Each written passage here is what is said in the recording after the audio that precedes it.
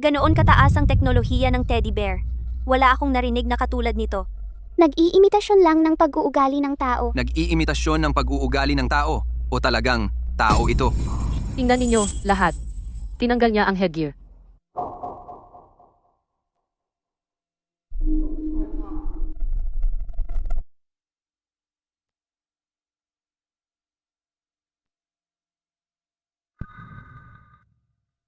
Tingnan mo, tao. Parang nagsinungaling si Song Yu noon. Nag-cheat siya. Xiaoyu, sino itong tao? Hindi maaring tulad ng sinabi nila na nag-cheat ka. Nay, hindi ako. Kung ayaw mong sabihin, okay lang. Ako ang magsasabi para sa iyo. Tingnan ninyong mabuti, lahat. Kahit hindi, malinaw na ipinakikita ng video ang mukha ng tao, pero nakunan nito ang necklace sa leeg niya, malinaw.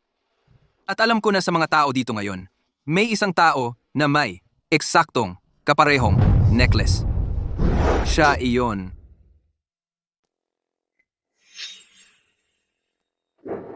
Ito ang kaso ng diborsyo ni Xie at Songyu. Nagsisimula na ang paglilitis. Ngayon, ang abogado ng demandante, ipakita ninyo ang inyong kaso. Mahistrado, naniniwala kami na nangangalunya ang nasasakdal habang sila ay kasal. Hinihiling namin na walang matanggap ang nasasakdal at bayaran kami para sa pinsalang emosyonal. Xiaoyu, ikaw, hindi ako nangangalunya habang tayo ay mag-asawa. Mula nang tayo ay ikasal, ako ang nag-aalaga ng bahay at pamilya. 6 na buwan, pagkatapos ng kasal, nagbuntis ako. Sa loob ng 10 buwan ng pagbubuntis, nasa bahay lang ako palagi. Bihira akong lumabas ng bahay, maliit lang ang aking mga kaibigan, at simple lang, kaya imposibleng mangalunya ako. Lahat ng mga nakakakilala sa akin ay makakapagpatunay nito. Siya, si Xiaoyu, gusto niya akong siraan, para magamit niya itong pagkakataon para lehitimong hatiin ang ari-arian ng pamilya Song. May taong ganyan pala. Totoo ba yan? Katahimikan sa korte. Mahistrado, may ebidensya ako na nagpapatunay na nangangalunya ang aking asawa. Siya ay nagtaksil sa isang teddy bear. May ganoon?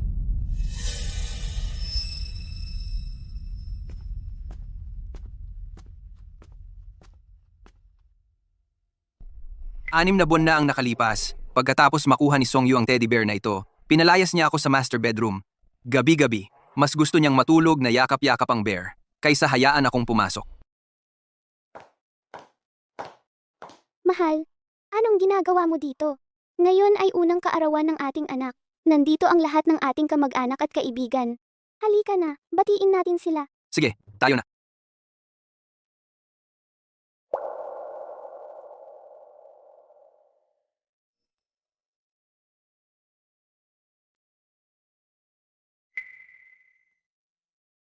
Xiaoju, sa unang kaarawan ng anak ninyong babae, wala siyang kinuha na iba. Teddy bear lang ang gusto niya. Tingnan mo. Talaga? Gusto rin ng anak kong babae ang mga teddy bear.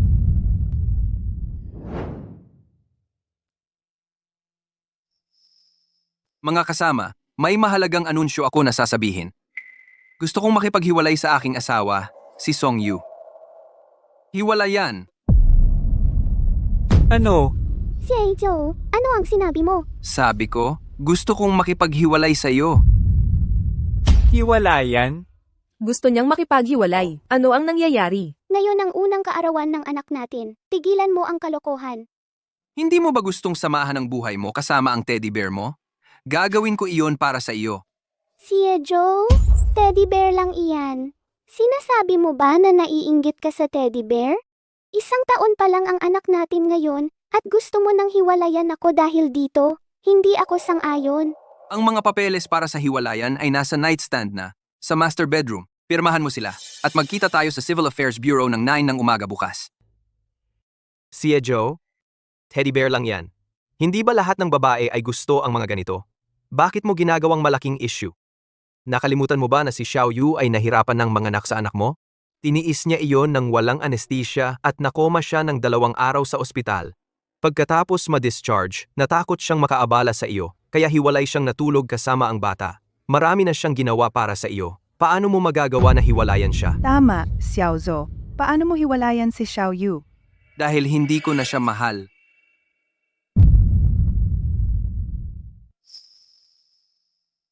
Xiaozhou. Nakalimutan mo na ba ang mga pangako mo sa kasal ninyo? Sa sakit at ginhawa mula ngayon hanggang magpakailanman? Nangako kang hindi mo siya iiwan. 1 taon pa lang ang anak ninyo. Tapos ngayon, bigla mo na lang hindi na siya mahal? Wala kang pakialam. Xiaozhou. Huwag mong kalimutan, galing ka sa wala. Hindi ka naman minata ni Xiaoyu dahil diyan, siya ang nagpasok sa'yo sa pamilya Song. Kung wala ang tulong niya, aabot ka kaya sa kinaroroonan mo ngayon? Magiging CEO ka kaya? Shizhou, bakit mo siya sinuntok? Assistant lang naman siya. Dapat hindi siya nakikialam. Assistant ko si Tianyu, pero itinuring ko siyang kapatid. Mahal, ang problema natin ay dapat walang ibang nadadamay. Ngayon ang first birthday party ng anak natin. Pakiusap, huwag kang gumawa ng eksena. Tama siya, Xiaozhou. Dahil lang sa isang teddy bear, hindi na kailangan ng ganitong drama. Oo, Xiaozhou. Ano ba ang problema mo? Sabihin mo sa akin. Ako ang bahala sa'yo. Hindi na kailangan. Ang pag-aasawang ito ay tapos na.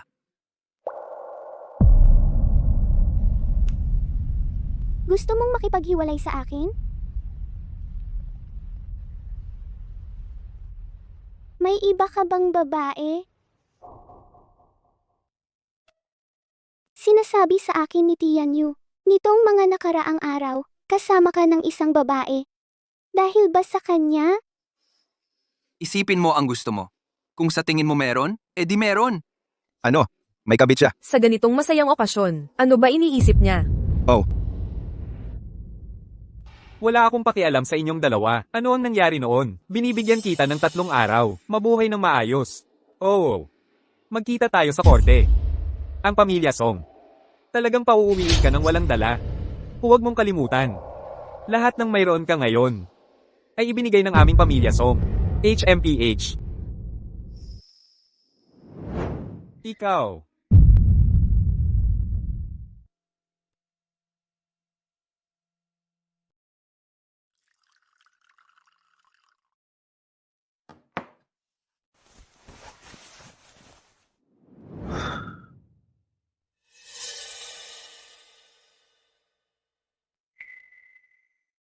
Nabanggit mo ba ang diborsyo sa asawa mo? Oo, ginawa ko. Sa loob ng 3 araw, harapin ko si Songyu sa korte. Sa panahong iyon, kailangan kitang umattend bilang abogado ko. Sinusubukan akong pauwiin nang walang dala? Imposible. Siyempre. Kahit anong gusto mong gawin ko, gagawin ko.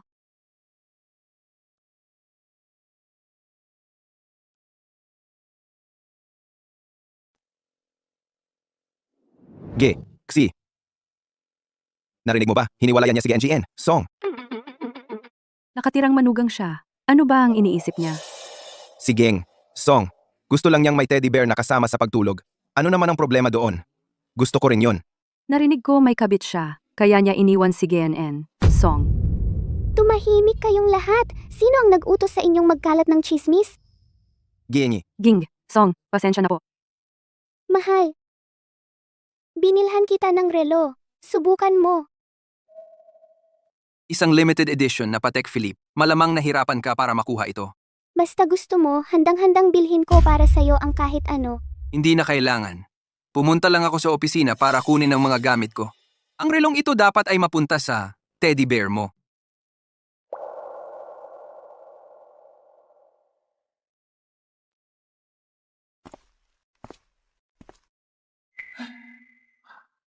Si. Nauwi ka rin. Oy. Si. Pakiusap, makinig ka sa akin. Ang masayang buhay ang pinakamahalaga. Tingnan mo ang anak mo. Napakabata at napakabait niya. Paano mo matitiis na iwanan siya? Umalis ka. Xie. Sarili mong laman at dugo siya. Ayaw mo bang magkaroon ng mas malapit na relasyon sa kanya? Ay, ayos lang yan, anak? Ayos lang.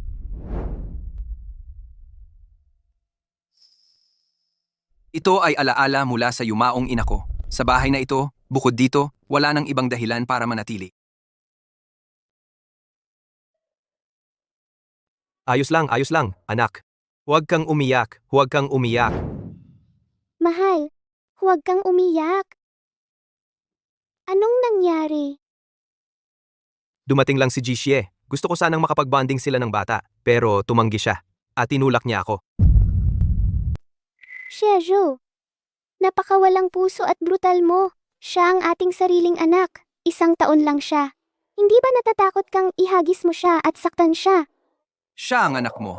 Kahit mamatay siya sa paghahulog, wala itong kinalaman sa akin. Shiejo, paano mo nasabi iyon?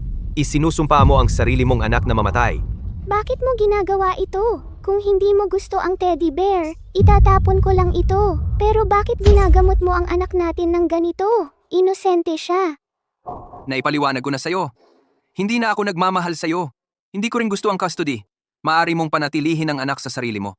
Shiejo, ikaw, Xiaoyu, huwag na maging masunurin. Dahil ipinipilit mong maging walang puso at brutal? Kung gayon, umalis ka lang. Kaya ko ang sarili ko. Aalagaan ko ang sarili ko. Ang anak natin hindi nangangailangan ng ama na katulad mo. Magkita kita sa korte. Magkita kita sa korte.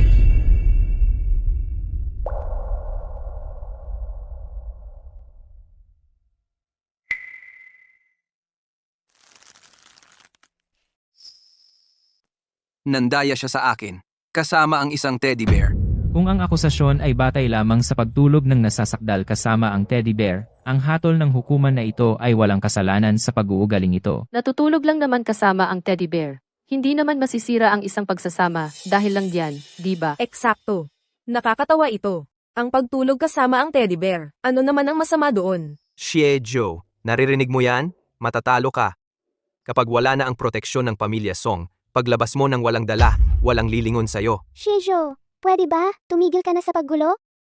Kung titigil ka na ngayon, maaari kitang bigyan ng isa pang pagkakataon. Ayaw ko sa pagkakataong yan. Shiejo, handang magbigay ang anak ko ng isa pang pagkakataon. At hindi mo pa ito pinahahalagahan? Pag-isipan mong mabuti ang mga kahihinatnan. Ang paggamit sa pagtulog ni Xiaoyu kasama ang teddy bear bilang nakakatawang dahilan para makipag-agawan sa ari-arian. Hindi ka mananalo. Oh? Sa tingin ko hindi. Mahistrado, naninindigan kami sa aming posisyon na malinaw na may kasalanan ng nasasakdal. Kailangang imbestigahan ito ng husto. Naipaliwanag na ng hukuman, kung hindi makapagbigay ang demandante ng bagong ebidensya, ang mga paratang sa apela ay hindi mananatili. Sa tingin ko siya, ang unang nandaya, kaya gumawa lang siya ng nakakatawang dahilang ito para siraan ang kanyang asawa. Eksakto. Hindi siya mukhang disenteng tao. Matagal ko nang narinig na nagluloko siya sa labas. Shiejo, ipinipilit mo talagang magulo? Kung ganoon, huwag kang magalit kung hindi ko naiingatan ang iyong dignidad. Mahistrado, ito ay ebidensya ng pagpopost ni Shiejo sa mga pampublikong social platform habang kami ay mag-asawa ng mga larawang malapit sa ibang babae. Inaakusahan ko si Shiejo ng pangangalunya at pagkakaroon ng hindi nararapat na malapit na relasyon sa ibang babae.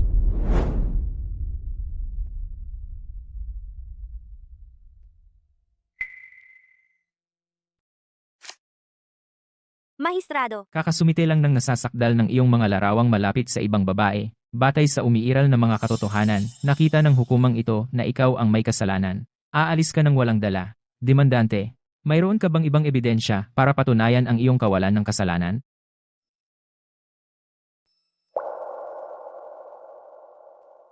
Yamang wala, ipahahayag na ng hukumang ito ang hatol. May ebidensya ako. May ebidensya ako para patunayan na nangalunya si Songyu. Mahal na hukom, mayroon akong ebidensya na magpapakita na si Songyu ay nagtaksil sa panahon ng aming pagsasama. Shiejo, ito ay isang hukumang. Huwag kang magmalinis na para bang ikaw ang tama at ang iba ay mali. Shiejo, hindi ko hahayaan na sirain ang reputasyon ng anak ko sa ganitong paraan. Walang katotohanan yan. hinihiling namin na ipatugtog ang isang video. Hiling ay pinagbibigyan.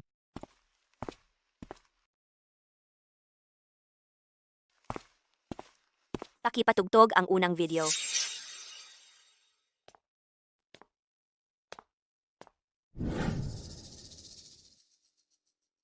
Anong klaseng kakatuwang hilig ito? Si Song Yu ay talagang ginagawa ito kasama ng isang teddy bear. Siya ay nakikipag-ugnayan sa isang stuffed animal. Ito ay talagang napakakakaiba. Tigilan! Patayin iyan! Joe, anong klaseng ebidensya ito? Alam mo ba kahit na ang pagkuha ng video ng palihim ay ilegal? Ang pagdadala ng ganitong klaseng video sa loob ng isang courtroom para ipatugtog ito, hindi mo lang ba iniinsulto ang Xiaoyu sa publiko? Gamit ang ganitong paraan para makipag-agawan sa mga ari-arian. Tao ka pa ba? Huwag kang umiyak, anak. Nandito ang mama at papa mo. Kakampi namin ikaw. Palagi nilang sinasabi, kahit isang araw bilang mag-asawa ay nagdudulot ng 100 araw ng kabaitan. Pero ikaw, sirain mo ang reputasyon ng anak ko sa ganitong paraan. Ikaw, paano ang anak ko ay dapat magpakita ng mukha sa publiko pagkatapos nito? Ikaw ay talagang isang uri ng tao. Dapat ako ay bulag.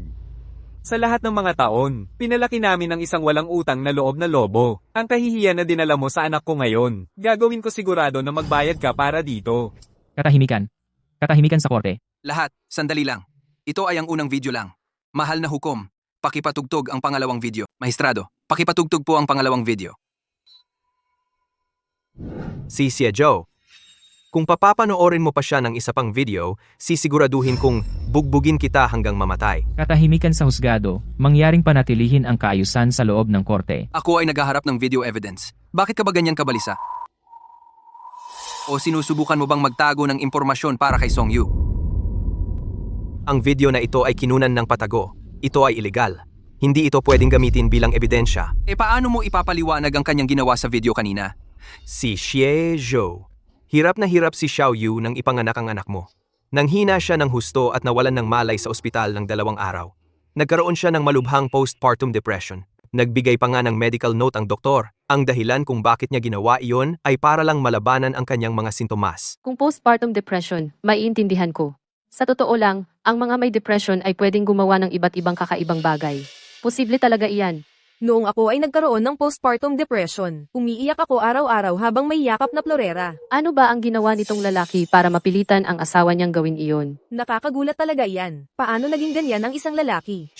Joe, bilang kanyang asawa, hindi ka lang nagpakita ng habag sa isang asawang dumaranas ng postpartum depression. Dinungisan mo pa siya gamit ang video na ito. May natitira ka pa ba ang pagkatao? Kaya pala postpartum depression?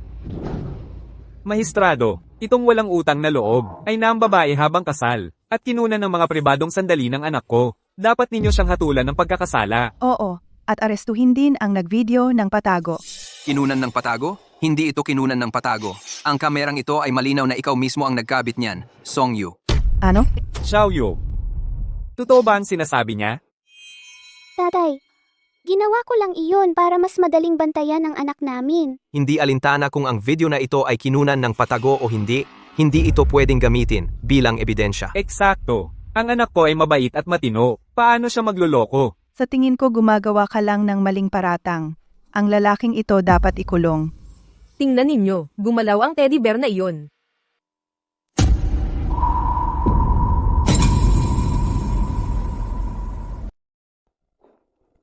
Mahal, maliligo na ako.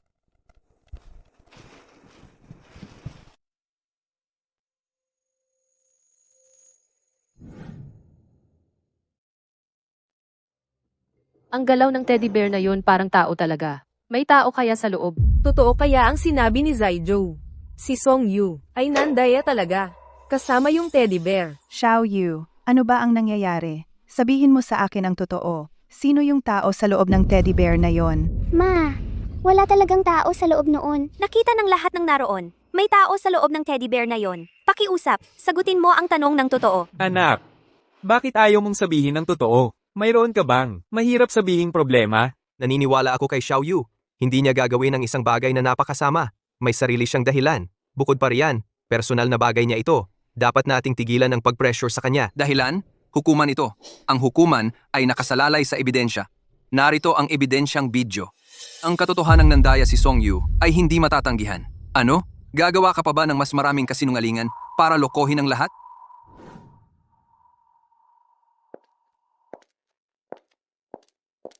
Sinasabi ko ang totoo. Sa loob ng teddy bear, wala talagang tao. Wala? Kung gayon, ang nakita ko noong gabi at narinig, ano yun? Na-cancel ang flight ko. Mag-book ka para sa pinakamaagang flight bukas. Opo, G, Isha. Magkaroon tayo ng romantikong gabi ngayong gabi. Ay, ikaw. Mahal, akala ko nasa business trip ka. Pinalitan ko ang flight ko. Mahal, sa kwarto mo. Ano yung ingay kanina?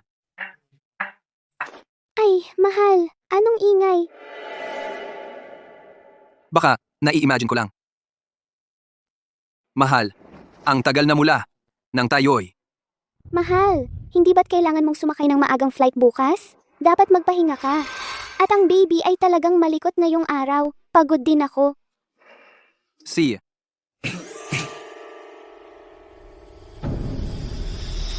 May tao sa kwarto mo. Mahal, anong pinagsasabi mo? Ako lang. Ako at ang sanggol. Hindi, may ibang tao talaga dito. Tumingin ka sa paligid. Sino pa ba ang pwedeng nandito? At kagigising lang ng sanggol. Huwag mong gisingin ang sanggol. Itong teddy bear. Ano? Ano naman ang tungkol sa teddy bear? Gumalaw ba ito? Mahal, huwag mo akong takutin ng ganyan. Stuffed animal lang yan. Paano naman ito gagalaw? Ganoon ba? Si Joe, ano pa ang pinag-iingay mo? Kailangan mo bang paiyakin ang sanggol? Yan ba ang gusto mo? Hindi yon ang ibig kong sabihin. Gusto ko lang sana pumasok at tingnan kung may tao nga dito. Hindi ko sinasadyang paiyakin ang sanggol. Lumabas ka. Xiao Yu. Umalis ka.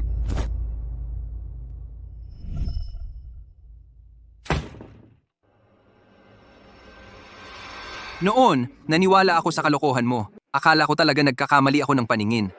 At dahil nag-away tayo, matagal akong nagkaroon ng konsensya.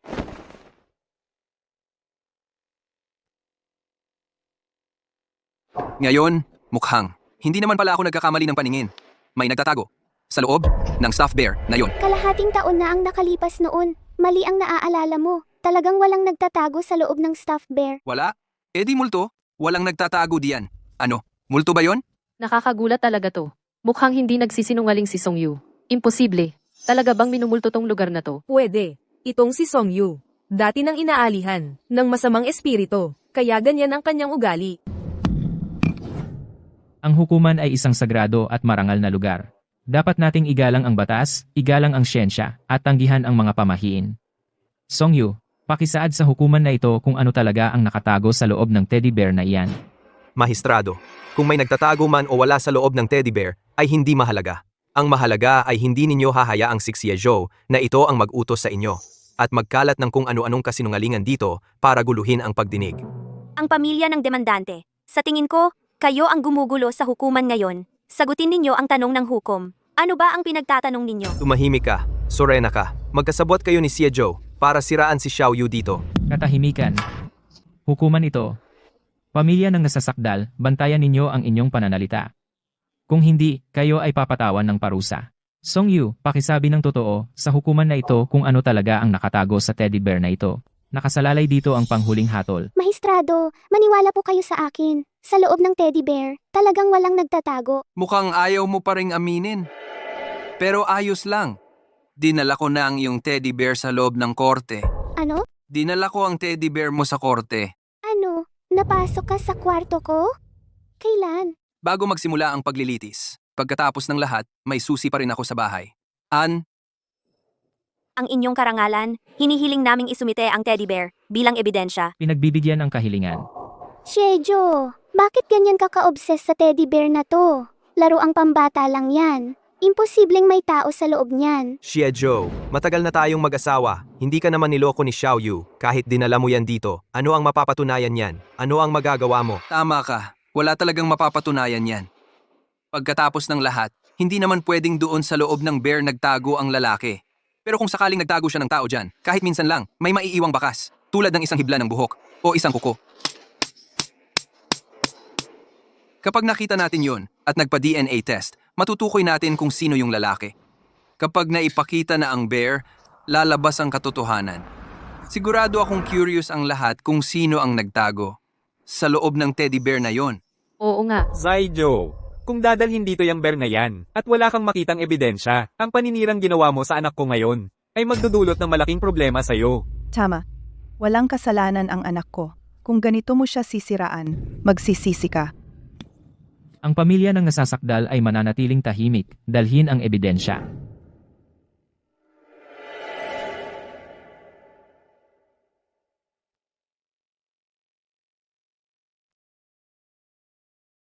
Ang inyong karangalan, ang teddy bear na ito, ay natagpuan sa kwarto ni Song Yu.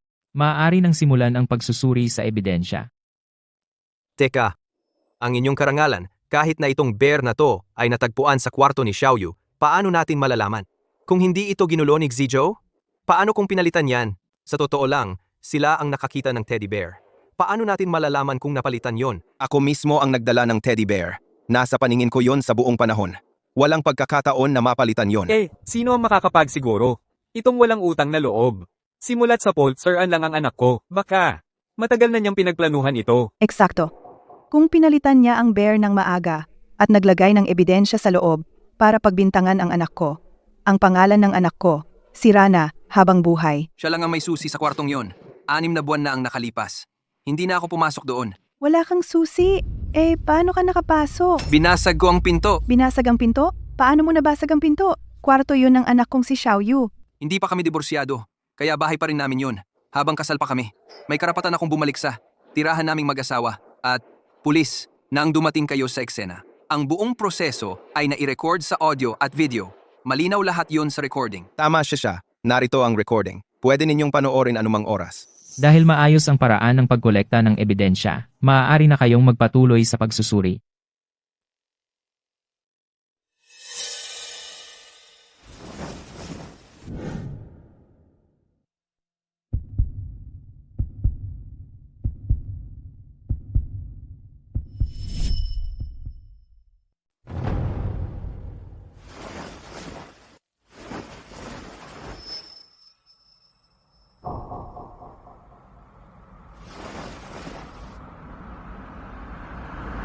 May electronic device pala sa loob. Isang makina talaga ito.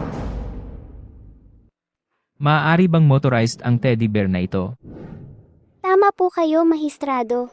Ang teddy bear na ito ay nakakalakad parang tao dahil mismo kontrolado ito ng AI. Xiao Yu, bakit hindi mo ipinaliwanag ng maayos ang mga bagay na ito? Hindi naman kailangang itago. Tatay, nanay, muntik na akong mawalan ng buhay dahil sa hirap ng panganganak. Nagdulot na ako sa inyo ng napakaraming pag-aalala. Pagkatapos, nagkaroon ako ng depression. Ayoko talagang mag-alala pa kayo sa maliliit na bagay na ito.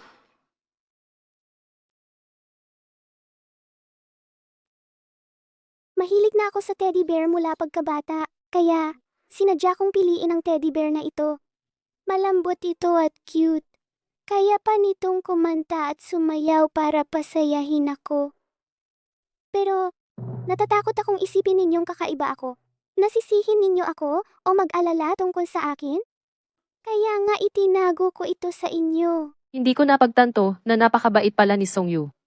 Mas gugustuhin pa niyang tisin ang sakit kaysa mag-alala ang kanyang mga magulang. Napakabait na bata. Ang batang ganito kabait, paano siya magluloko? Anak ka namin. Paano ka naming masisisi? Oo, anak, kung may mangyaring ganito ulit, sabihin mo sa amin. Magtutulungan tayo. Xiezhou, narito na ang ebidensya sa harap mo. Ano pang pagtatalo ang natitira? Mahal na hukom. Si Zaijo na ito. Gusto lang makakuha ng bahagi ng yaman ng pamilya Song. Palagi siyang nagbabalak na ipahamak ang aming anak na babae. Ang salbahing ito ay dapat parusahan ng mabigat. Oo, dapat nating siguraduhin na ang walang utang na loob na ito mabulok sa bilangguan. Hindi lang nagtaksil si Shizhou sa sarili niyang asawa, nagpapanggap pa siyang biktima. Ipinipilit niya na si Song Yu ang nagloko. Ang kapal naman. Eksakto. Isang napakagandang babae tulad ni Song Yu, napunta sa isang gago na tulad niyan. Nasira ang buhay niya. Huwag ninyong pakawalan siya. Song Yu, sobra kang nagpapanggap na biktima. Ang galing ng pag-arte. Napansin ko kanina na kakaiba ang itsura ng teddy bear na ito. Ang totoo, ang nagpalit ng teddy bear ay hindi ako. Ikaw pala. Xiezhou, walang kwenta ang mga dahilan mo. Walang saysay. Hindi ako nagdadahilan. May ebidensya ako. Mahal na hukom, pakipatugtog po ang video hanggang 1 minuto at 2 segundo. Pinagbibigyan ang kahilingan.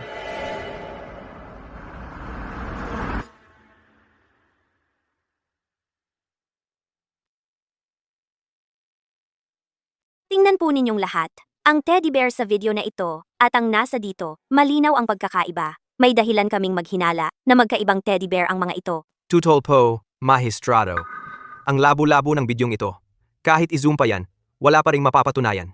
Bukod pa riyan, lalo lang masasaktan si Xiaoyu. Maestrado po, naniniwala po ako na dapat tayong umasa sa ebidensya. Kahit pa sabihin ni Zaijo na totoo ito, kahit na, magkaibang teddy bear ang dalawang ito. Ano naman ang mapapatunayan yan? Wala namang matibay na ebidensya. Sayang lang ang oras natin dito. Naunawaan ng hukuman ang hinagpis ng nasasakdal, gayunpaman, batay sa kasalukuyang bidyong ebidensya, hindi nito kayang patunayan na si Songyu ay naging taksil. Demandante, kung ang susunod na ebidensyang isusumite mo ay hindi pa rin makapagpapatunay sa iyong kaso, ang hukuman na ito ay diretsyong magpapasya na. Sige, hindi na ako magpapatagal pa dito. Magistrado, pakipatugtog po ang pangalawang video. Shijo, nagpe-play ka pa rin ng mga video? Kailan ka ba titigil? Demandante, kung ang bidyong ito ay hindi rin makapagpapatunay sa iyong mga paratang, ang hukuman na ito ay diretsyong magpapasiya na ikaw ang may sala sa kasong diborsyong ito. At haharap ka sa mga paratang ng paglabag sa privacy at paninirang puri. Sige, tatanggapin ko. Pakipatugtog ang susunod na video. Mahal, hindi mo pa nakikita ang anak natin ngayong araw.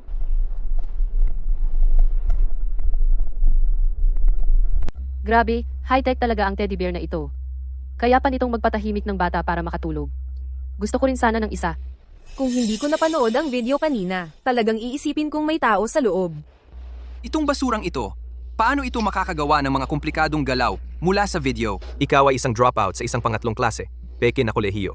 Dropout ka. Ano ang alam mo tungkol sa AI? Ano ang karapatan mong pagdudahan ito dito? Hukom, ang stuffed bear na ito ay ipinagawa para sa akin sa ibang bansa. Isang high-tech na stuffed bear. Lahat tungkol dito ay ginawa ng AI. Ang dahilan kung bakit ito kumikilos, tulad ng isang tao, ay dahil mismo ito ay isang high-tech. Hindi mo naiintindihan ang mga prinsipyo sa likod nito. Iyon ay ganap na normal. Dahil umiiral ang ganitong advanced na teknolohiya, ang reputasyon ng kumpanyang ito dapat ay kilalang kilala, di ba? Ang robot ng kumpanyang ito ay nasa yugto pa ng pag-unlad.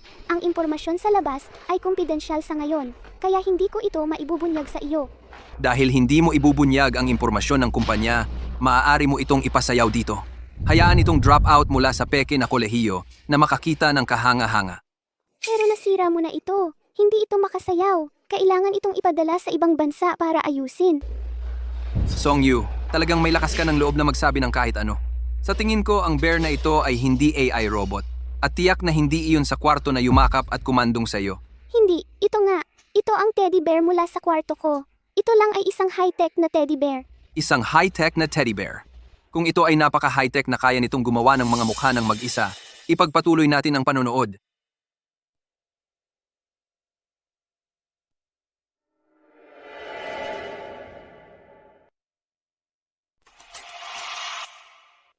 Ganoon kataas ang teknolohiya ng teddy bear. Wala akong narinig na katulad nito. Nag-iimitasyon lang ng pag-uugali ng tao. Nag-iimitasyon ng pag-uugali ng tao o talagang tao ito. Tingnan ninyo, lahat. Tinanggal niya ang headgear.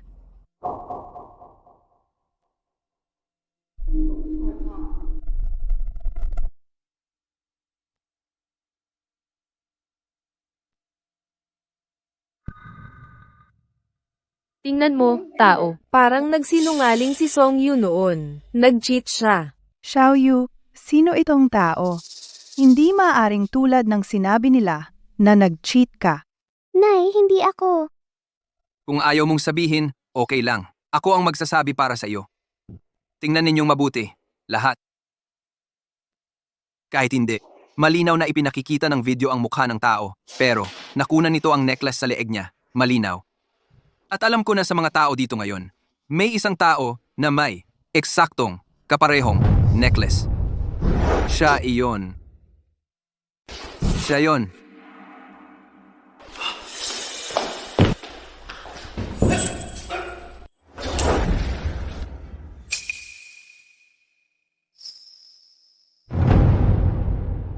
Chanyu, anong nangyayari dito?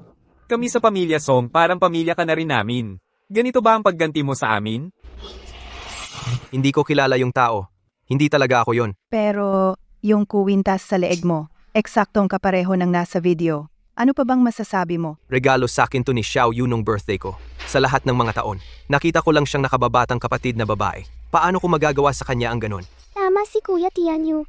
Yung tao sa video na to, hindi talaga siya yon. Kung hindi siya, sino? Teddy bear ba yan? Na nabuhay? Ako yon. Mahal, kakauwi ko lang mula sa ibang bansa. Buti na abutan ko. Sabi ko sa'yo, itong asawa mo. Gago. Ikaw ang saksi para sa depensa. Opo, mahal na hukom. Ang taong nasa ilalim ng kasuotang teddy bear ako yon. Imposible. Nagbibigay ka ng maling testimonya sa kanya. Ang tao sa video ay may suot na kuwintas at ikaw ay wala. Tinutukoy mo ba ang kwintas na ito? Paano ka ring mayroon nito? Ano ang malaking bagay? Kami ni Xiaoyu ay matalik na magkaibigan mula noong bata pa kami. Ibinigay niya sa akin ang kwintas na ito. Ito ay sumisimbolo sa aming pagkakaibigan. Mahal na hukom, nagkaroon ng depresyon si Xiaoyu pagkatapos manganak. Sinabi ng doktor na kailangan niya ng suportang emosyonal. Kaya madalas akong magbihis bilang mascot para makasama siya. Kaya ang sinasabi mo nagtago ka sa loob ng teddy bear para lang makasama siya? Ang sakit ng isang taong may depresyon ay isang bagay na hindi mo mauunawaan. Hindi siya makaaasa sa iyo. Kaya syempre kailangan kong naroon para sa kanya. Binanggit ko lang ang kwintas. At bigla ka na lang sumulpot na may suot na kapareho nito. Hindi ba't medyo masyadong maginhawa iyon? Ang larawan na ito ay kinuha 3 taon na ang nakalipas. Ang kwintas ay narito mismo sa aking leeg. Kailangan ko pa bang magpaliwanag ng higit pa? Kung alam ko lang kung paano mo siya itrato, mas maaga sana akong bumalik. Kung alam ko lang na ganito ang trato mo sa kanya, matagal na sana akong bumalik. Ang pahayag ng nasasakdal ay nagpapakita na sa nakaraang 6 na buwan, kalahati ng panahong iyon ay nasa ibang bansa ka. Kaya, paano mo mapapatunayan na ikaw ang nasa teddy bear costume sa video? Kagalang-galang na, hukom, magkasama kaming lumaki ni Fang Ting. Alam niya kung gaano ko kamahal ang mga teddy bear. Kaya tuwing kaarawan ko, nagbibihis siya bilang isa para makasama ako. Oo, tama yan. Maari kaming sumaksi dyan. Tama yan. Tuwing kaarawan ng aming anak, nag-aayos si Fang Ting ng mascot costume para magdiwang kasama niya sa bawat taon. Sinisikap ni Xiaoyu na protektahan ang kanilang pagsasama at ayaw niyang ipaalam ito sa publiko. Ngunit upang patunayan ang kanyang pagkawalang sala, wala akong magagawa kundi ilantad ang katotohanan. Saksi, dapat mong maunawaan, ang pagbibigay ng maling pahayag sa korte ay may legal na kahihinatnan. Kagalang-galang, sinisiguro ko, bawat salitang sinasabi ko ay totoo.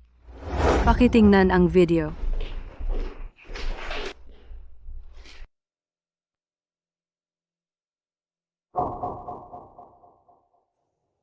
Mahal, tingnan mo, ang cute ng sanggol. Mahal, tanggalin mo ang headpiece, huwag mong takutin ang bata.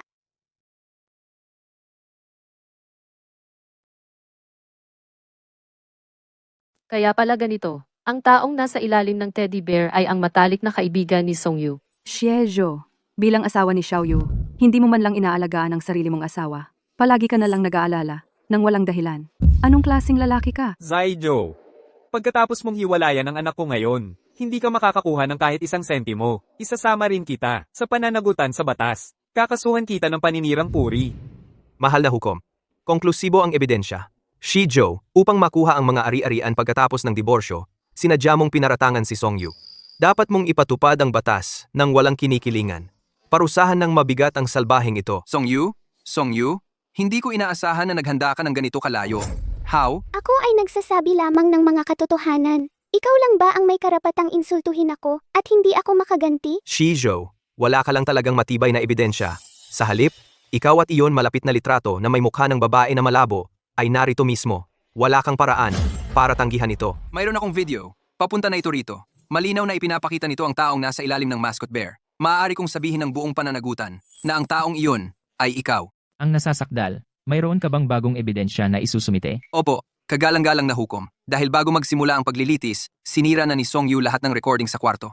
Ang bidyong nakita ninyo ay na-recover ng aming panig gamit ang mga teknikal na pamamaraan. Xiejo, tumigil ka sa paggawa ng kwento. Ang tinatawag mong kalokohan ni Songyu ay paninirang puri mo lang. Hindi, guni-guni mo lang yan. Guni-guni? Shouting. Ano ang ibig mong sabihin? Dahil may sakit siya sa pag-iisip. Tutol, hayagang iniinsulto ng testigo, ang aming kliyente. Testigo ng depensa. Bantayan mo ang iyong pananalita. Hindi ito insulto. Ito ay medikal na katotohanan. May eskisophrenia si Xiejo at mga delusyon ng pag-uusig. Nagliloko siya tungkol sa pagtataksil ni Songyu. Anong kalokohan ang sinasabi mo? Hindi ito kalokohan. Lahat pakitingnan po. Ang hawak ko ay ang medical report ni Xiejo. Nakapaloob dito ang kanyang mga treatment record sa nakaraang 6 na buwan. Pinatutunayan nito na ang kanyang kalagayang pangkaisipan ay hindi normal. Naaksidente siya sa kotse. Hindi ko siya naalagaan ng maayos.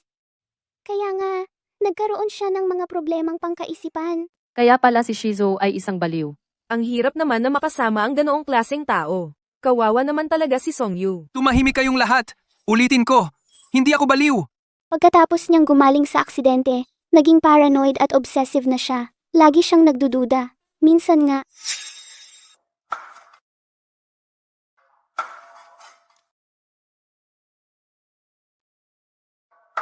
Mahal? Mahal? Mahal, ikaw ba yan? Anong ginagawa mo?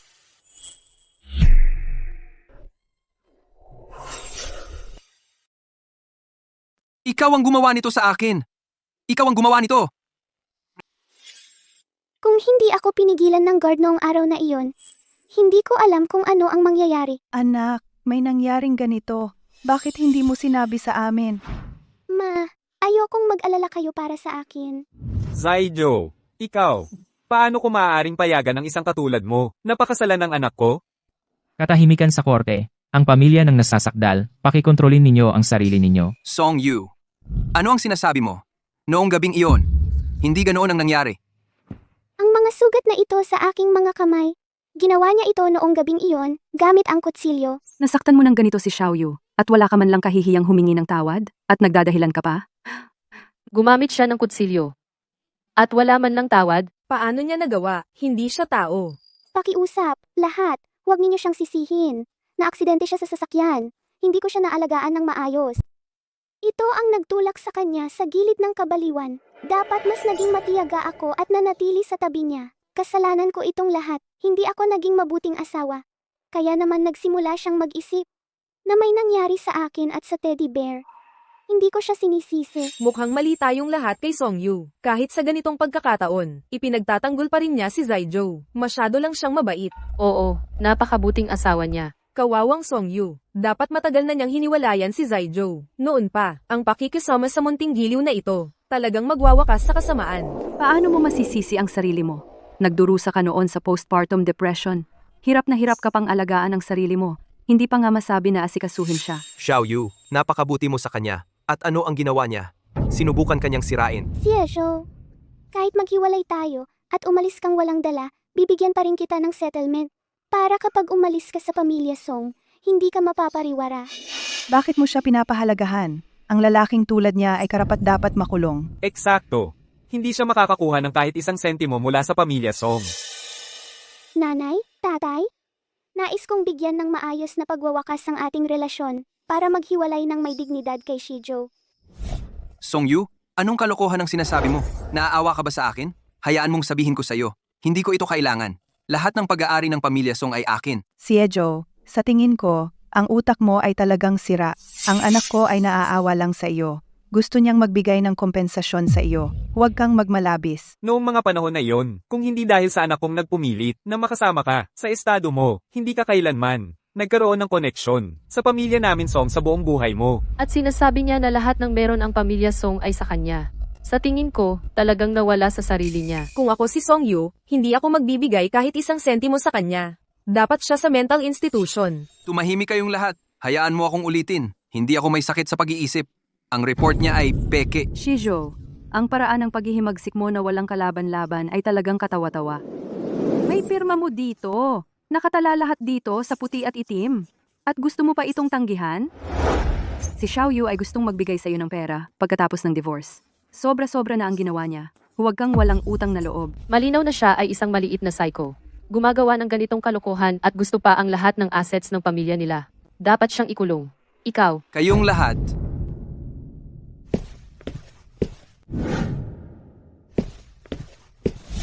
Hukom, alam ko na wala ng halaga ang anumang sasabihin ko ngayon. Pero mayroon pa akong ebidensya.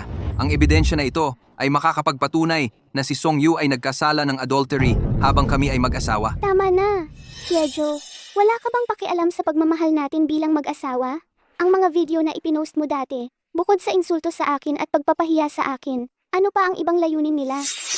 Hukom, hinihiling naming ipresenta ang pangunahing ebidensya. Tumutol ako sa pagpresenta nito. Oo, tumutol kami. Tumutol kami sa pagpresenta nito. Tutol. Katahimikan sa korte, sa ebidensya na dati ay iniharap ng nagreklamo, ang katotohanan nito ay hindi sigurado.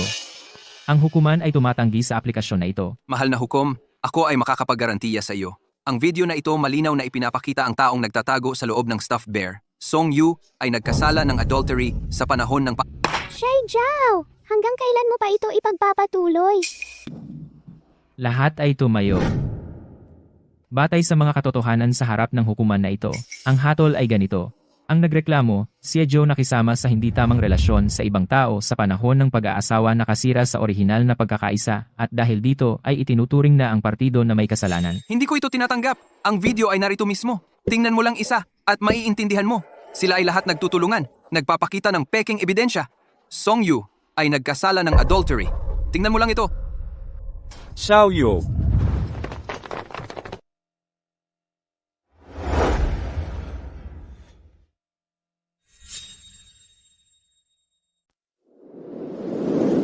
Xiaoyu, ang galing mo talagang magpakitang gilas sa korte. Akala nga namin lahat, nahimatay ka talaga. Buti na lang mabilis ang kilos ko. Kung nakita ng presiding judge ang video na hawak ni Siejo, sayang lang ang lahat ng pinaghirapan ko. Sinasabi ko sa'yo, dapat, artista ka na lang. Yung mabait na babae, yung malungkot, mabait na asawa, nauto mo silang lahat. Lahat ng sinabi mong sabihin ko, sinabi ko sa korte. Pero ang pagtulong sa'yo para magsinungaling sa korte ay pwedeng ikulong ako. Huwag kang mag-alala, Ting Ting. Kapag nakipaghiwalay na ako kay Siezo at nakuha ko na ang lahat ng ari-arian niya, yung investment na ipinangako ko sa pamilya mo, ang mga fang, hindi kita lolokohin ng kahit piso. Naniniwala ako sa'yo.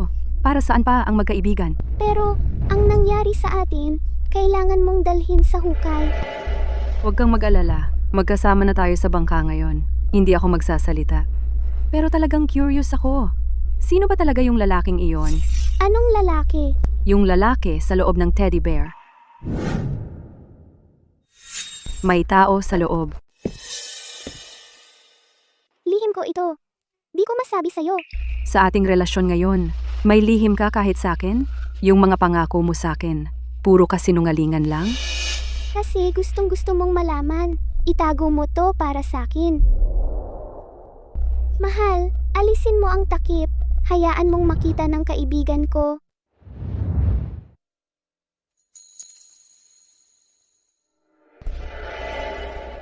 Ikaw.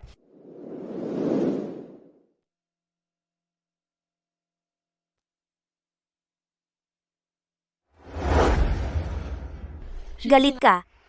Di makakatulong ang pag-inom mo lang at pagbasag ng baso. Kung ginawa natin ang video ng mas maaga, siguradong mananalo tayo sa kaso.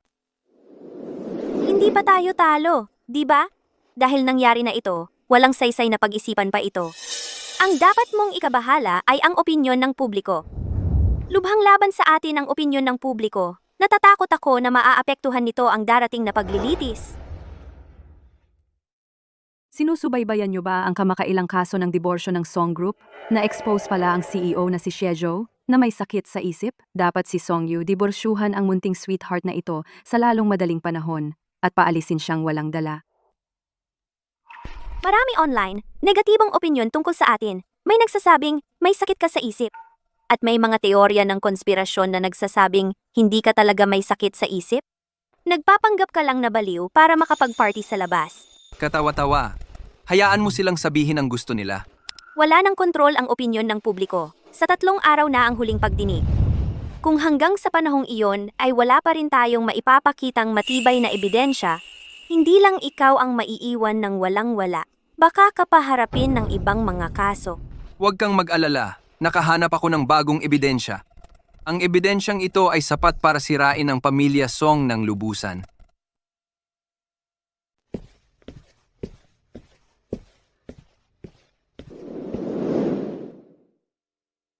Siejo, matatalo ka. Kinuha namin si Attorney Zhang. Chang Wei. Magkakilala kayo? Kilalang veterano siya sa industriya namin. Espesyalista sa mga kasong diborsiyo. Marami na siyang nagawang alamat sa industriya. Ang pamilya Song pa ang kumuha sa kanya para labanan ang kasong ito. Mukhang gumastos sila ng malaki. Gusto ka ni Song Yu na sirain. Kailangan nating maging maingat. Anong pagkakataon? Ako rin. Ang ikalawang paglilitis sa kasong diborsyo ni na Xie at Song Yu. Nakabukas na ang korte. Mahistrado, batay sa resulta ng nakaraang paglilitis, si Xie Zhou ang may sala. Kaya sa paglilitis na ito, kailangan lang po ninyong ipahayag ng mahistrado ang nasasakdal, ang paghahati ng ari-arian. Mahistrado, naniniwala po kami na ang kasalukuyang kasong diborsiyo ni na Shizhou at Song Yu ay hindi ang pokus ng kasong ito. Ang kasong ito mismo ang kanilang kasong diborsiyo. Paano naman hindi ito ang pokus? Inaakusahan ng aking kliyente dahil ang aming Dahil inaakusahan ng aming kliyente si Song Yu ng pinaghihinala ang pagpatay. abogado Luo. Ilang taon ka na ngayong abogado? Bilang abogado ng demandante, dapat alam mo na sa isang kriminal na kaso, kailangan mo ng matibay na ebidensya para maghain ng kaso. Hindi pwedeng base lang sa imahinasyon mo. Siyempre alam ko yan. Sinubukan talagang patayin ni Song Yu si Shizhou. Nabigo lang. Anong kalokohan ang sinasabi mo? Napakabait niya. Ni Manok nga ayaw niyang patayin sa normal na pagkakataon. Paano siya makakagawa ng pagpatay? Abogado Luo, noong nakaraan, tinulungan mo si Xie na magkalat ng chismis. Ngayon, sinisisi mo ako sa pagpatay. Gusto kitang tanungin, maayos naman ang pamumuhay namin ni Shizhou. Bakit ko siya gustong patayin? Maayos na pamumuhay? Simula pa noong 1 taon na ang nakalipas. Nagkawatak-watak na tayo. Ni hindi mo nga ako hinahayaang hawakan. Aminado ako. Sa nakaraang taon, hindi ko talaga napansin ang nararamdaman mo. Pero dahil lang yun sa inilaan ko ang lahat ng atensyon ko sa ating anak. Pagkatapos nagkaroon ako ng depresyon. Alam mo ang lahat ng ito. Bakit hindi ka naging mas maunawain? Song Yu, ang galing-galing mong magpanggap. Sayang, at hindi ka naging artista. Huwag mong isiping hindi ko alam. Hindi ka nagkaroon ng depresyon. Simulat sa pool. Nagpapanggap ka lang. Ang kabilang panig. Ang sinasabi mo, mayroon ka bang ebidensya? O ito ba ay haka-haka lang? Siyempre, mayroon akong ebidensya. Pero bago ko ito ipakita, kailangan ko munang magkwento sa inyo. 6 na buwan na ang nakalipas. Ika-4 na anibersaryo namin ni Song Yu noon.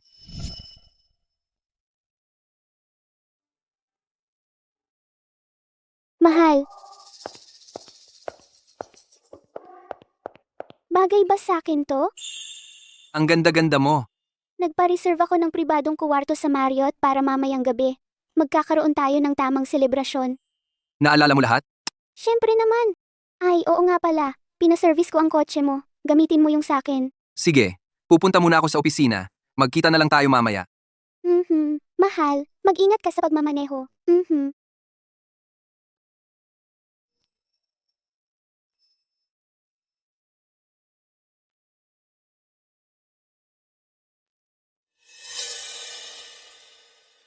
Hoy, mahal. Katatapos ko lang sa isang napakahalagang pulong. Malapit na akong makarating sa hotel.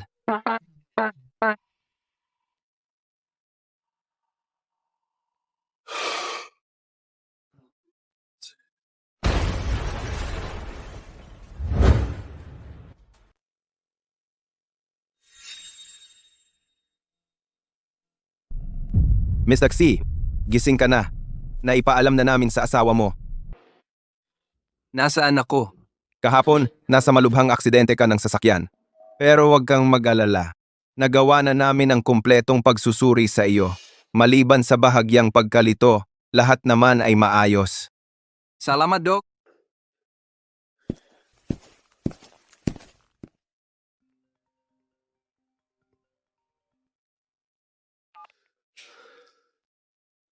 Hello? Mr. Xie? Ito ang talyer. Dito nire-repair ang sasakyan mo. Kumusta na ang sasakyan? Hindi naman masyadong nasira ang sasakyan. Mr. Shi, may mga kaaway ka ba kamakailan? Kaaway? Bakit mo na itanong yon? Sa tingin ko, kailangan mong malaman ang totoo. Ang preno ng sasakyan mo ay may ginawa. May ginawa? Ibig mong sabihin, ang aksidenteng ito, may gustong manakit sa akin? Sinasabi lang namin ang alam namin. May gustong manakit sa akin. Sino kaya yun? Mahal? Mahal ko? Ayos ka lang ba? Pwede kaya?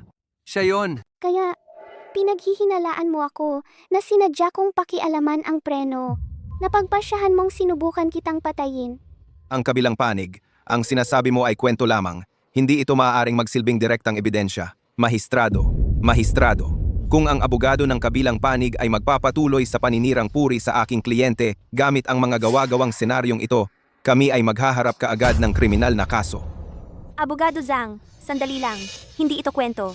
Ito ay katotohanang napatunayan sa investigasyon. Mahistrado, kami ay humihiling na magsumite ng ebidensya.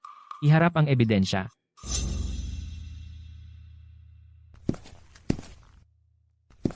Ipinakikita ng aming investigasyon na 6 na buwan ang nakalipas, partikular noong ika-10 ng Marso ngayong taon.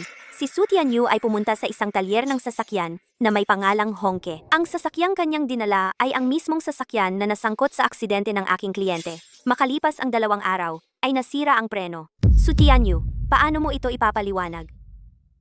Ako. Kahit na pumunta si Su Tianyu sa isang talyer, walang direktang koneksyon iyon sa pagkasira ng preno.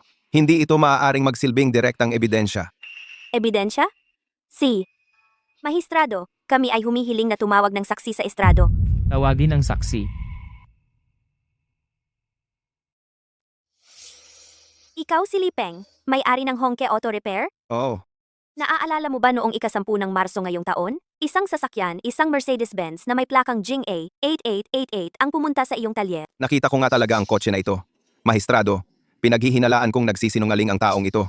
Marso mahigit kalahating taon na ang nakalipas noon. Kung hindi ito planado, ang isang ordinaryong tao, paano niya ito matatandaan ng ganito kalinaw? Kaarawan ko kasi noong araw na iyon. Bala ko sanang magsara ng maaga. Bigla na lang siyang dumating gamit ang kotse na ito at iginiit na tulungan ko siyang ayusin ito.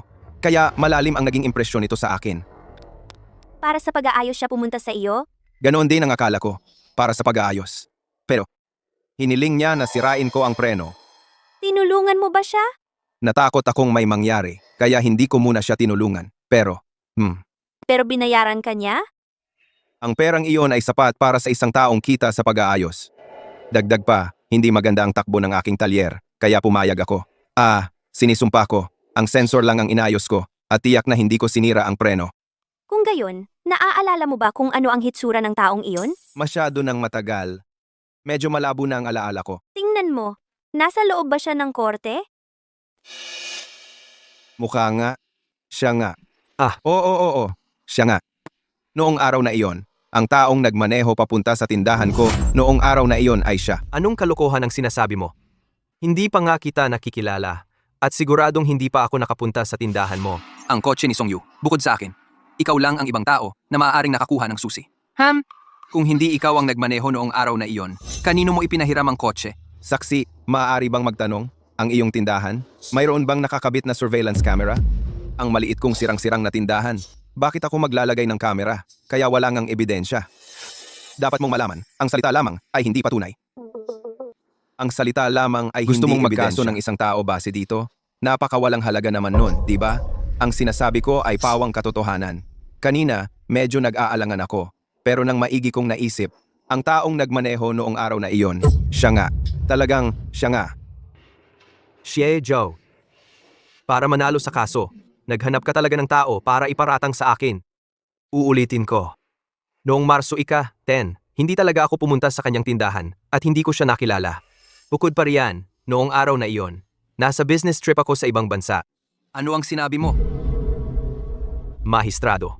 Narito ang aking mga itineraryo sa paglalakbay nitong mga nakaraang taon.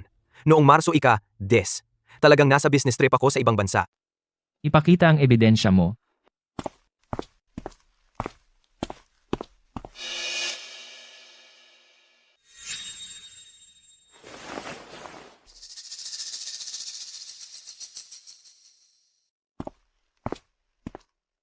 Kumpirmado na ito, talagang nakalista si Su Tianyu bilang pasahero sa isang flight noong March 10 ngayong taon. Nasa ibang bansa si Su Tianyu nung araw na iyon. Sino yung tao sa auto repair shop? Doppelganger niya ba? Baka. Hindi talaga siya? Mahistrado, dahil hindi mapatunayan ng witness ni Shizhou ang pagkakakilanlan ng taong pumunta sa repair shop, ang akusasyon nila hindi mapaninindigan. Hinihiling ko ang agarang pagpapasya. Si Xiezhou ang may kasalanan sa divorce case na ito at para ipagsunod ang pananagutan sa krimen sa pagpaparatang sa kliyente ko at sa pamilya niya. Mahistrado, sa lahat ng mga taon, ibinigay ko lahat para sa pamilya Song. Simula nung napangasawa ko si Song Yu, hindi ko kailanman ginawa kahit ano para lokohin siya. Ang tunay na nagloko sa amin ay siya. Xiezhou, kumpleto na ang ebidensya. Ano pa ang pinaglalaban mo? Malinaw, ikaw ang nagloko, pero ikaw ang nagbaliktad at nanira kay Xiaoyu. Tanong ko sa'yo, sinong niloko ko? Ang tao ay ang defense attorney mo. Siya. Ang taong yon, ang iyong abogado na tagapagtanggol. Siya yon. Ang kinatawan ng demandante. Ang mga ito ay mga larawang mataas ang resolution na naibalik namin gamit ang teknikal na paraan. Sa mga larawan, makikita mo ang babaeng ito na kumikilos ng malapit sa demandante. Siya ang abogado ng demandante, si Luo Man. Ang mga larawang ito ay sapat na ebidensya na ang dalawa ay mayroong hindi tamang relasyon. Medyo lumapit lang ako sa kanya. Ibig sabihin ba nun? Nandaya na ako? Ngayon, nakaupo ka sa tabi ni Song Yu. Ibig sabihin ba nun? Nandadaya ka rin? Nagdadahilan ka lang. Song Yu, ang palabas na ito hanggang kailan mo pa ipagpapatuloy? Hindi ko talaga inasahan na gagamit ka ng pagsubaybay. Talagang hindi ko inasahan na gagamit ka ng pagsubaybay. Dahil labis kitang minamahal. Gusto kong malaman kung tinalikuran mo na ba ako. Kaya gusto kong malaman kung ano ang ginagawa mo. Mahal, sana nga hindi ko na lang paniwalaan na may ginawa kang masakit sa akin. Pero hindi ko inakala na ikaw pala. Song Yu, minaliit kita. Kaya itatanong ko sa'yo, nakakuha ka ba ng ebidensya na nandadaya ako sa ibang babae? Xiezhou, ang sakim mo naman. Hindi pa sapat ang isa? Gusto mo pa ng ilan? Ibig sabihin bukod sa mga larawan ko, wala nang larawan ng ibang babae. Tama ba? Ang mahal na ito talagang walang hiya. Hindi lang nanliligaw sa asawa ng iba, sinusubukan pang kunin ang ari-arian ng asawa. Ang taong may ganoong klaseng ugali ay talagang hindi karapat-dapat maging abogado. Anong pinagtatawanan mo? Para takpan ang iyong pagkakasala? May naisip akong nakakatawa. Di ba ako pwedeng tumawa? Sasabihin ko sa'yo, maaring mandaya si Xiezhou sa kahit sino. Pero sa akin, hindi, imposible. Sa ilalim ng batas ng bansang ito, sa isang relasyong marital, bilang kinatawan ng nasasakdal, kung ang isang partido ay nakikipag-ugnayan sa emosyonal o sexual na relasyon sa ibang tao sa labas ng kasal, sila ay itinuturing na may kasalanan. Sa proseso ng diborsyo, nawawalan sila ng karapatan sa anumang bahagi ng mga ari-arian ng mag-asawa. Attorney Luo, naipasa na ang ebidensya. Hindi ka makakatakas dito. Ang tulad mo, na sinasadya ang humabol sa taong may asawa, walang kahihiyan, nagpapakababa para maging kabit. Noong unang panahon, ikaw ay ilulunod sa kulungan ng baboy. Akala mo nakakuha ka ng sugar daddy, pero binabae lang pala siya. Kung wala si Xiaoyu, babalik lang siya sa probinsya, mag-aalaga ng baboy. Walang hiya ang dalawang ito. Mga walang hiya. Nakakadiri ba sa'yo ang kabit na ito? Ako at ang kapatid ko ay hindi nagkita sa loob ng 4 o 5 taon. Magkapatid na nagyakapan. Anong problema doon? Illegal ba yon? Magkapatid? Oo, ako at si Xiezhou ay tunay na magkapatid. Iisang ama, iisang ina. So, ibig mong sabihin, hindi tama ang relasyon namin. Hindi ba't nakakatawa iyon? Hindi. Nagsisinungaling ka. Inimbestigahan ko ang background mo. Hindi kayo tunay na magkapatid. Bakit ka ba ganyan katigas ang ulo? Naghiwalay ang mga magulang namin noong napakabata pa namin. Sumama ako sa nanay ko sa ibang bansa noong 5 ako. Apelyido ng nanay ko ang ginamit ko. Normal lang na hindi mo iyon nahanap. Imposible. Talagang imposible. Pasensya na, Song Yu. Siguradong nabigo ka.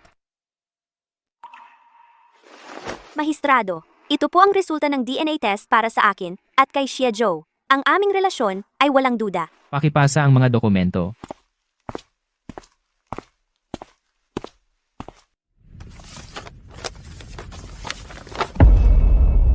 Tama, tunay na magkapatid sa dugo sina Xiezhou at Luo Man.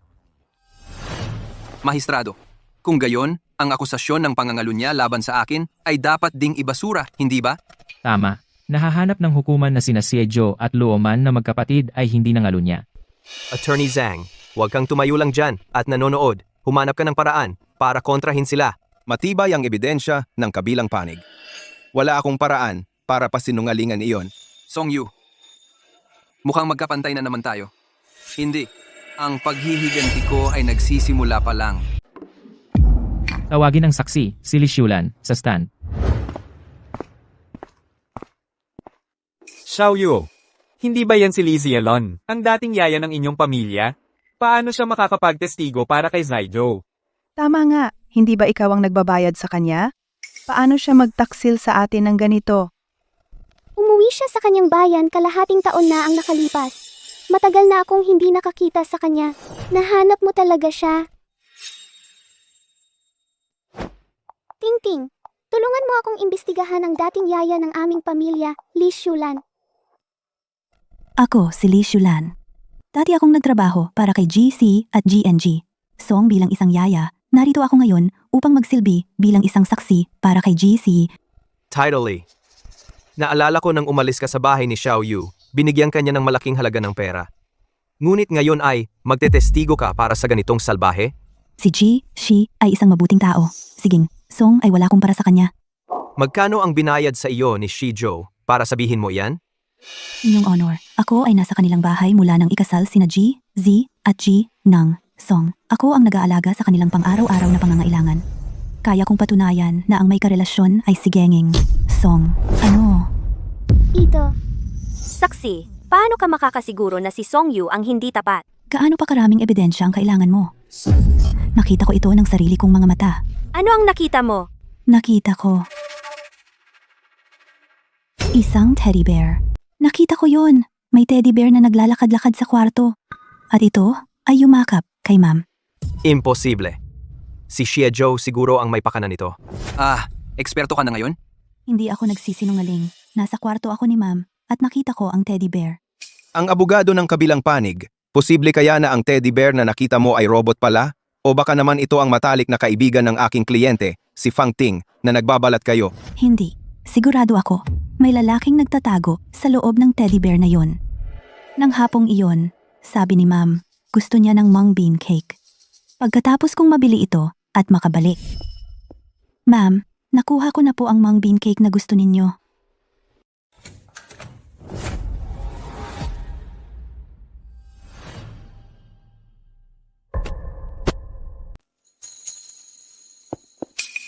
Mahal, ikaw na ang maligo.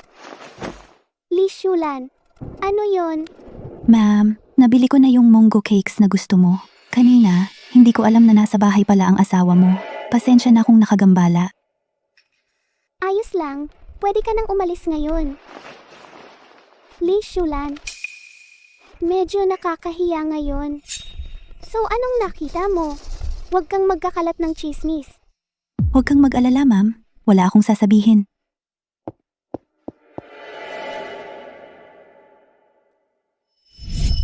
Noong una, akala ko yung lalaking nakita ko ay asawa mo. Pero nalaman ko na nasa biyahe siya noong mga araw na yon. Wala talaga siya sa bahay. Kaya hindi mo malinaw na nakita ang mukha niya. Ang itsura ng lalaking yon. Howard, Oh, paano mo mapapatunayan na totoo ang sinabi mo? nakita ko mismo. Nakita ko sa dibdib ng lalaking yon na may mahabang peklat.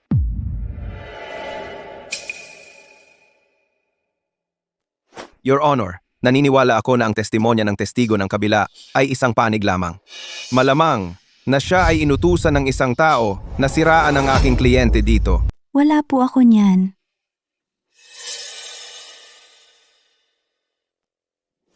Mahistrado, ito ang impormasyong kakalap lang namin. Ang personal na account ng testigong si Li Xiulan noong nakaraang buwan ay tumanggap ng 2 malaking transfer, kabuuang 500,000 yuan. At ang nag-transfer ng pera. Si Xiaoju. Pinaghihinalaan namin na si Li Xiulan ay tumanggap ng pera mula kay Xiaoju bilang kapalit. Pumunta siya sa husgado na ito para magbigay ng pekeng testimonya para sa kanya.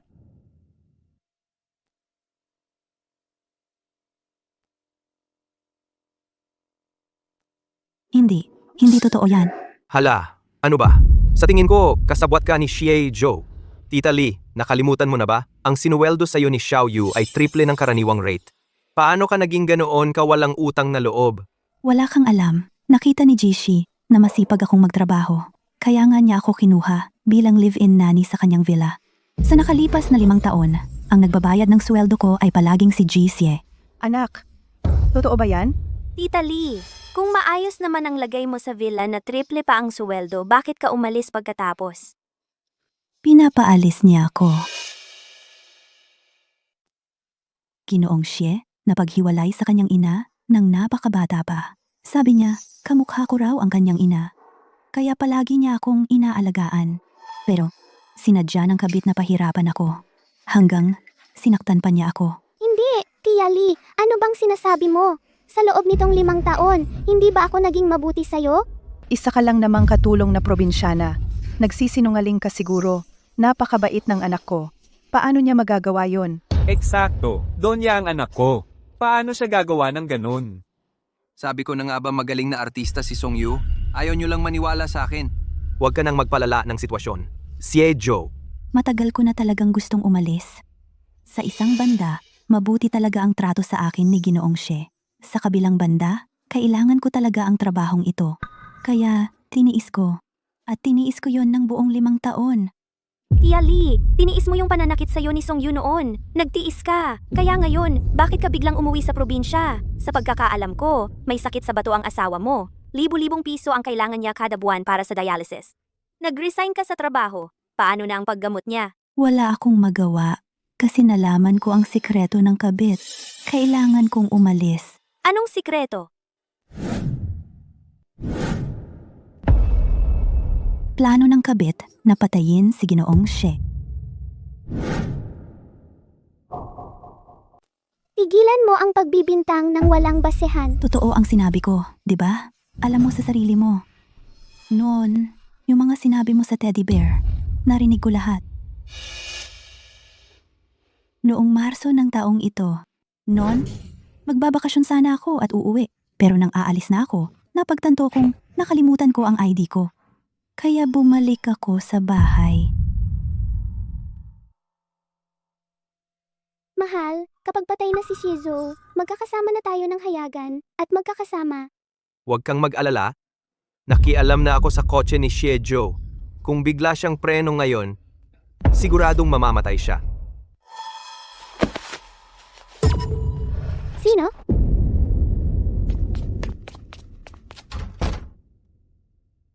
Makalipas ang 1 linggo, nang makabalik ako galing sa probinsya, nalaman ko na aksidente nga sa kotse, si Jisye. Hindi nagtagal, naghanap ng dahilan ang ginang at tinanggal ako sa trabaho. Sa tingin ko, napaghinalaan ng ginang na narinig ko ang usapan nila noon. Hindi. Hindi yon. Ikaw ang dahilan. Tamad ka sa trabaho. Kaya kita pinaalis. Tigilan mo na ang paggawa-gawa ng kwento. Tama na. Huwag kang magpanggap. Magkasabwat kayo ni Xie-jo. Ang record ng paglilipat na ito ang ebidensya mo.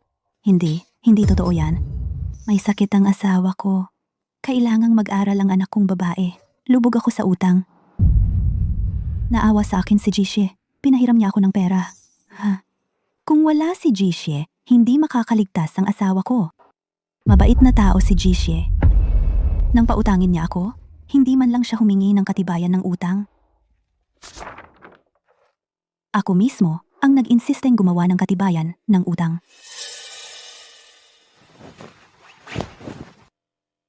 Lahat ng ito ay salita lang. Akala mo ba magagamit mo ito para akusahan ang kliyente ko ng pagpatay? Wala ka pa ring ebidensya para patunayan yan. Sinong nagsabi? Ang ebidensya ay narito mismo. Nakita natin ang ebidensya noong huli. Ano pa ang masasabi mo? Ito ang resulta matapos ko itong maibalik sa dati. Ang ebidensya. Malinaw na ipinapakita ang tao sa ilalim ng teddy bear. Ang tao sa video na ito ay si Fang Ting. Nakita ito ng lahat noong huli. Mahistrado, ang video nila ay gawa-gawa. Ang katotohanan ay narito. Mahistrado, humingi kami ng pagpapakita ng bagong ebidensya. Tumutol ako.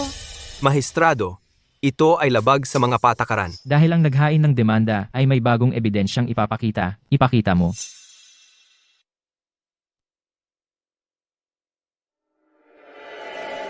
I-play mo.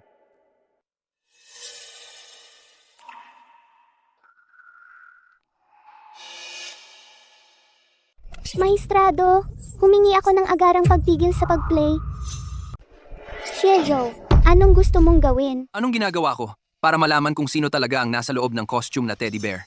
Malapit nang lumabas ang katotohanan.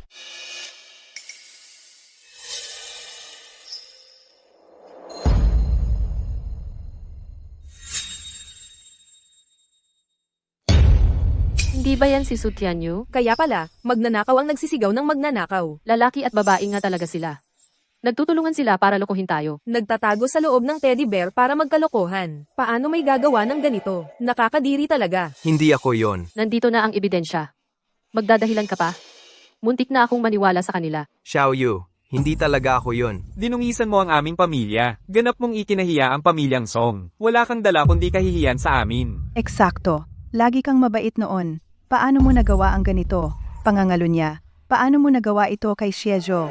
Paano mo nagawa ito sa amin? Hukom, teke ang video na ito. Napaka-advanced na ng teknolohiya ngayon. Ang video na ito, halatang hinimay. Sino sa palagay mo ang maniniwala sa iyo ngayon? Sino ang maniniwala sa sinasabi mo? Nanay, tatay, hindi ako nangaliwa. Si Shizhou ang may pakana ng lahat ng ito sa akin. Alam kong magkakaila ka. Kaya nga, pinapirma ko ng video na maaga.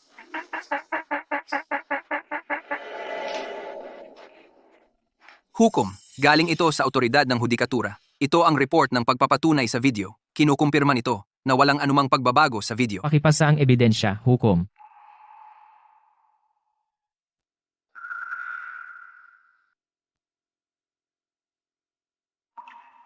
Nakumpirma ang pagpapatunay. Wasto ang ebidensyang video. Walang hiya kang anak, ikinahiya mo ang pamilya natin. Anong malas ng pamilya natin? Oo, napakabuting tao ni Shiejo. Paano mo siya nagawang pagtaksilan? Paano ako nanganak ng anak na babaeng tulad mo? Kayong dalawa, anong sinisigaw ninyong dalawa? Sa pinakamasama, hahatiin ko ang mga ari-arian at ibibigay kay Xiaozhou ang kalahati. Paumanhin, Miss Song. Ayon sa batas ng Huagu, ang asawang nangangalunya ay aalis ng walang dala. Higit pa rito, pagsasampahan ka namin. Dahil sa pagtatangkang pagpatay sa aming kliyente. Dalhin sina Su Tianyu at Song Yu para sa investigasyon ang kanilang mga krimen. Shizhou, ikukulong mo ako. Papatayin kita. Ginulo ang ayos ng korte. Ilabas si Su Tianyu dito. Isasakdal kita sa pag-frame sa akin. Hindi naman talaga ako yon. Ikaw, Shizhou, ang demandante. Ikaw, Shizhou. Hindi ko alam. Huwag mo akong arestuhin. Ayokong makulong. Nagkamali ako, totoo. Nakikiusap ako. Patawarin mo ako ngayon. Sige na. Song Yu, hindi mo alam na nagkamali ka. Alam mong makukulong ka. Hindi, mahal. Hindi, mahal pa rin kita. Mahal mo pa rin ako, di ba? Bigyan mo pa ako ng isang pagkakataon. Sinusumpa ko. Magiging mabuting asawa ako. Bigyan mo pa ako ng isang pagkakataon. Song Yu, naniniwala ka ba sa mga sinasabi mo? Mahal, alam kong galit ka sa akin. Normal lang na hindi mo ako mapatawad. Pero may anak pa tayo. Ang anak natin. 1 taon pa lang ang anak natin. Ang bata. Ang ganda-ganda ng bata. Hindi siya dapat lumaki ng walang ina. Kaya, hindi ako pwedeng makulong. Xiaoju, baka nagkamali si Xiaoyu, pero ang bata ay inosente. Oo, Xiaozhou. Dahil sa bata, patawarin mo na si Xiaoyu ngayon. Inosente ang bata. Pero ano ang kinalaman ko doon? Asawa, naiintindihan ko kung bakit mo ako kinamumuhian. Pero ang bata, anak mo siya sa dugot laman. Hindi mo siya pwedeng tratuhin ng ganito. Song Yu, hindi mo pa rin nakikita ang mali mo? Akala mo ba talaga? Wala akong alam. Ano ang ibig mong sabihin? Sinisikap kong bigyan ka ng konting dignidad dahil itinapon mo na ang lahat ng kahihiyan. Gagawin ko ang gusto mo, hindi dahil wala akong puso. Ang totoo, ang batang ito ay hindi talaga akin. Ano? Paano nangyari yun? Hindi nagsisinungaling siya. Anak niya sa dugot laman ng bata. Mahistrado, ang aking kliyente sumailalim na sa paternity test. Ayon sa resulta ng DNA, ang anak na babae ni Song Yu, walang kaugnayang dugo kay Shizhou. Mahal, ang bata. Aminado ako. Nagkamali ako tungkol sa bata. Kasalanan ko. Pero aksidente lang ang pagbubuntis. Hindi ko sinasadya na magsinungaling sa'yo. Mahal. Song Yu, nagbago ka na ng lubusan. Hindi ka na yung taong dating kilala ko. Abogado Jiang, malaki ang binayad ko sa'yo. Kailangan mong gumawa ng paraan. Inyong karangalan, ang umiiral na ebidensya ay nagpapatunay lamang na ang aking kliyente ay taksil. Ngunit tungkol sa alegasyon ng pagpatay, walang konkretong ebidensyang iniharap ang kabilang panig. Ang pagdedetene sa aking kliyente ngayon ay walang batayang legal. Tama ka, wala akong ebidensya ng pagpatay. Gayunpaman, sa mga nakaraang taon, Si Song Yu ay nag-iwas sa buwis at naglipat ng mga ari-arian ng kumpanya sa mga pribadong offshore account. Narito ang ebidensya. Sa ebidensyang ito, maaari pa rin siyang makulong. Imposible. Kumpidensyal na impormasyon yan ng aming Song Group. Paano ko ito nakuha? Sa lahat ng mga taong ito, ako ang nagpapatakbo ng grupo ng mag-isa. Walang tigil akong nagtatrabaho. Mahirap ba talagang makuha ito? Palagi mong sinasabi sa lahat na ako, si Shizhou, ay nakapangasawa ng mas mataas sa akin. Nautang na loob ko ang lahat ng meron ako ngayon sa pamilya Song. Pero ano ang totoo? Kung hindi dahil sa akin, matagal nang nabaon sa utang ang pamilya Song. 5 taon na ang nakalipas, ang Song Group ay may utang na 300 milyong dolyar. Ayaw nang magpautang ng mga bangko. Ginamit ko ang lahat ng kita mula sa sarili kong kumpanya para hindi kayo malubog. At ako ang walang tigil na nagtrabaho sa loob ng 5 taon. Tumulong sa pamilya ninyo para maibalik ang dating kinang nito. Pero kayo? Naalala niyo ba ang nararamdaman ko? Sa harapan, sinasabi ninyo na ako ay isang mabuting manugang. Pero sa totoo lang, tinitingnan ninyo ako ng mababa saan man. Minamaliit ninyo ang aking mababang estado. Sinasabing hindi ako karapat-dapat kay Song Yu. Pag-iisipan mo ngayon, nakakatawa talaga. Xiaoyu. Tama na. Tumigil ka na. Panahon na para kunin ang lahat ng sa akin. Si Song Yu ay nagnakaw at gumamit ng hindi wasto ng mga ari-arian ng kumpanya na bumubuo ng isang malubhang krimen. Ayon sa pinagkasunduang desisyon ng lupon ng Song Group, si Xiezhou ang magiging bagong chairman. Ano? Ang Song Group ay pag-aari na ng mga Shi. Ikaw.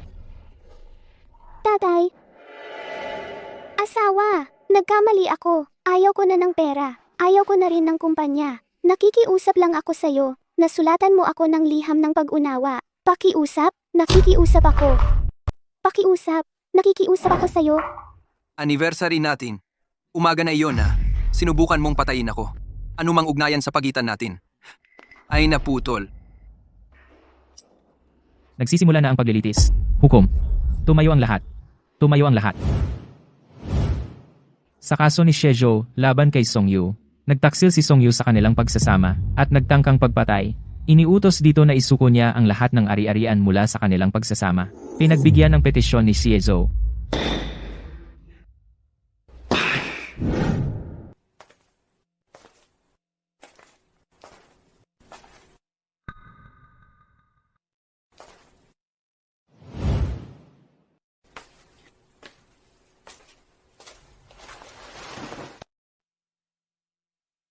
Limang taon ng pagsasama, hindi ko inakalang ang mga bagay ay magiging ganito.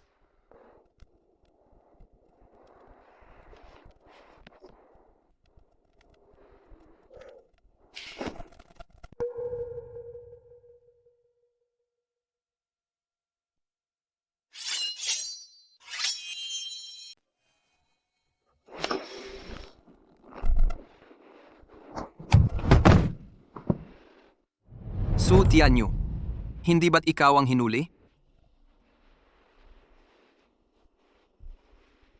Mali ka.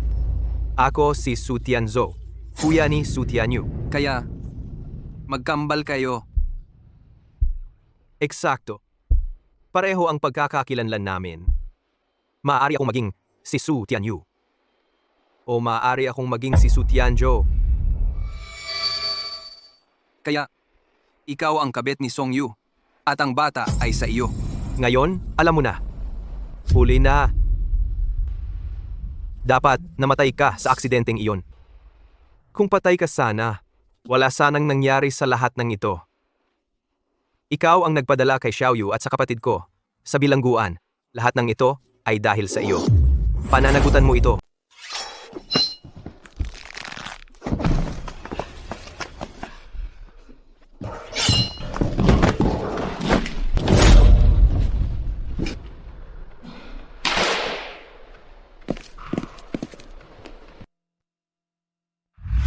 Hindi tayo maghihiwalay. Hindi na mauulit. Paano siya napunta sa ganitong kalagayan? Pagkatapos ng hatol ng korte, hindi niya matanggap ang katotohanan. Nawala lang talaga siya sa sarili. Pagkaraan, dinala siya sa isang mental institution. Isa siyang mayamang tagapagmana. Sino ang mag-aakala, dahil sa isang teddy bear, sasayangin niya ang buong buhay niya? Nakakalungkot, talaga. Walang dapat ikalungkot. Nang ipagkanulo niya ako, nais niyang mamatay ako. Dapat alam na niya na haharap siya sa batas.